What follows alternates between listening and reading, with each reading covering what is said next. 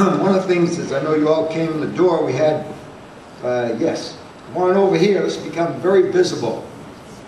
All right, come on, yeah. The banner makers in this, up here in Alberta, are some of the finest banner makers I've ever seen. And I think this has a very strong message, and they're going to be using this banner a lot. Yeah, let's give them a hand.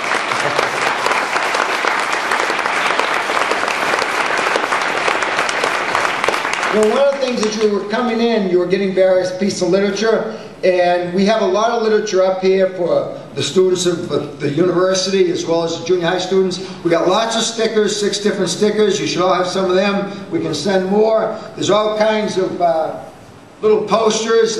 We put these so that people can go around and hang them on bulletin boards, wherever they can put them up. If somebody takes them down because they disagree with us, then we have more of them. We'll continue to go around and put them up. But what we'll hope is that everybody that goes out of here today will take at least 1 or 2 stickers, a couple of posters, and just find a place to put them. That helps to get the campaign going. And believe me, if everybody here takes one of these and hangs it up somewhere, we're going to begin to have a lot of visibility.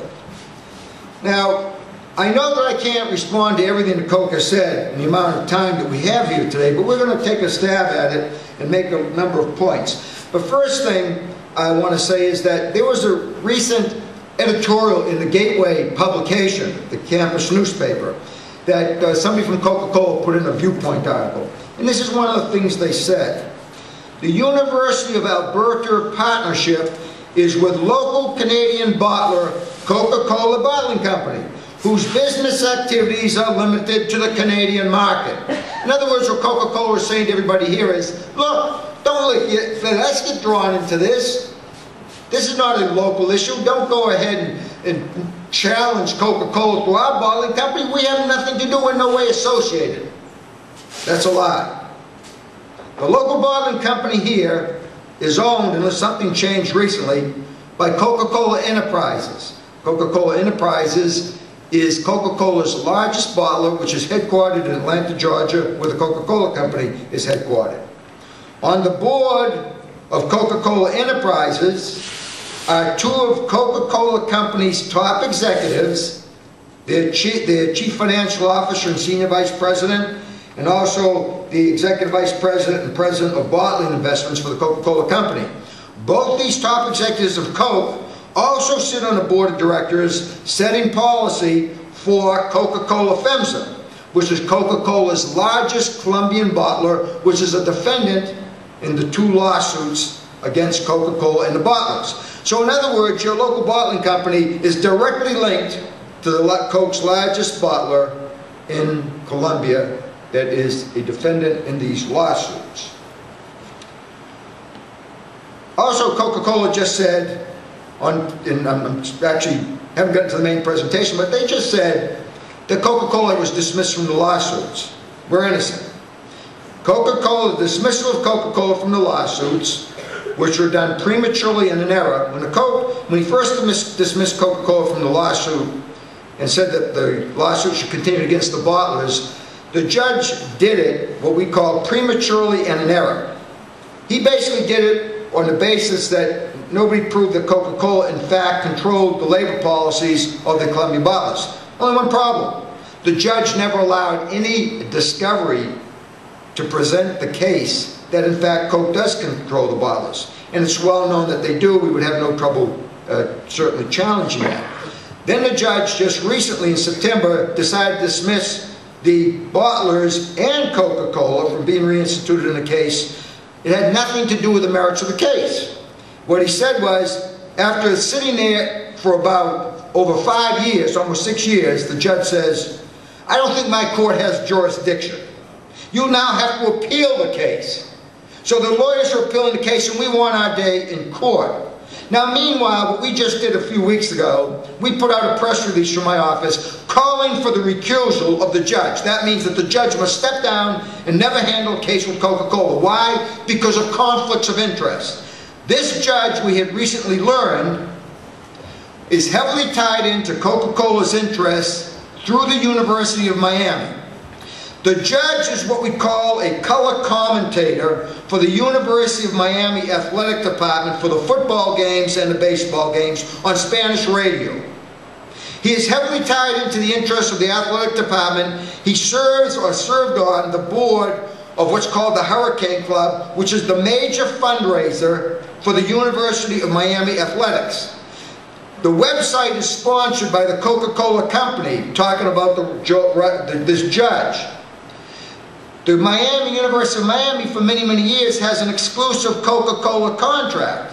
And most of the funding for the athletic department, of which the judge is very closely connected to, and with the head of the athletic department, who came during his investiture, being made a federal judge in 2002, and had glowing things to say about him, okay, that, again, Coca-Cola is the major underwriter.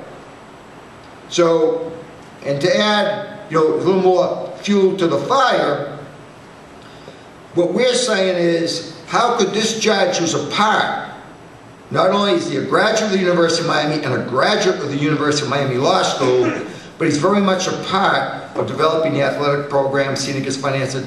This judge should have nothing to do with dealing with any cases with respect to Coca-Cola. Another thing that they said here, they said that we have been exonerated. We have been exonerated from all these allegations of human rights abuses in Colombia. They'll also tell you that they've been exonerated from the terrible things, civil rights, human rights, environmental abuses in places like India. There have been 2, 3, let's say at least, well, actually more than 3. But the 2 investigations done on Coca-Cola, 2 of them are completely bogus. There's a 3rd one that they're claiming is about to be done that is completely a PR scam like the others. When I was at Carleton College, the only time that Coke went head-to-head with me and has refused to go head-to-head ever since, was in 2004. After we went going after each other for about 4 hours, the student government there made a decision to have 42 Coke machines removed from the campus. This is in Minnesota. And Coca-Cola representative got up there and said, we have been exonerated from all these allegations of human rights abuses. So a student got up and said, who did the investigation, the independent investigation? Coke rep said, an outfit by the name of White and Case. The student says, can we get a copy of the report? Well, no, it's not available to the public. Well, we all know that if there was any such report that was legitimate, they'd be printing it by the millions. What they didn't tell the student is this. White and Case is the law firm, a big international corporate law firm that represents Coca-Cola in the human rights abuse lawsuit case. Nor did they let anybody know that an executive partner of the law firm is a member of the board of directors of Coca-Cola FEMSA, which is Coca-Cola's largest Colombian bottler, which is a defendant in the lawsuit.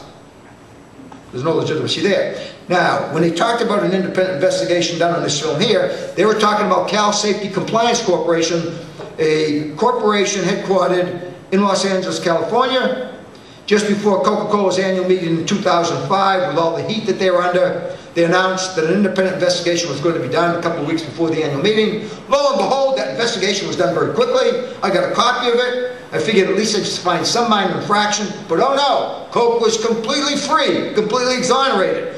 What a farce. A kid in kindergarten could realize that this was a joke. So we did an investigation of Cal Safety Compliance Corp, only to find out that this company has been totally discredited in such publications as the Los Angeles Times, a big newspaper in California, Business Week, one of the premier Business Week magazines in the United States, and I think goes even up here throughout Canada and around the world.